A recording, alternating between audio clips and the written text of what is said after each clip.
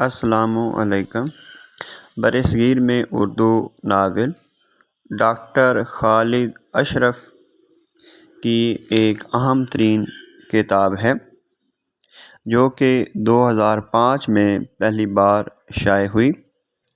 اس میں انہوں نے برصغیر میں اردو ناول آزادی کے بعد سے 1993 تک شائع ہونے والے اردو کے سارے اہم ناولوں کو شامل کیا ہے، اور ان کا مطالعہ کرتے ہوئے انہوں نے نو تاریخیت یعنی ناول کو اس کے سیاسی، سماجی اور ثقافتی تناظر میں دیکھا ہے۔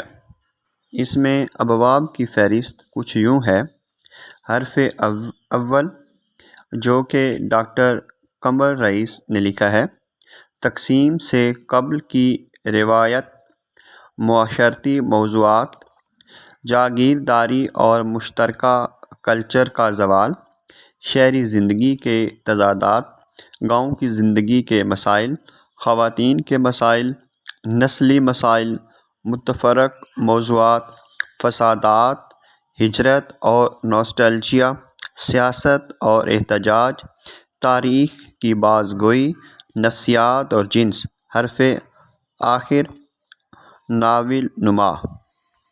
حرف اول میں پروفیسر قمر رئیس ڈاکٹر خالد اشرف کے ناول کی تنقید نگاری پر بات کرتے ہوئے یہ بتاتے ہیں کہ ناول کی تنقید کا اصل اصول اس کے موضوعات، مسائل، مرکزی افکار کا تجزیہ و محاکمہ ہے۔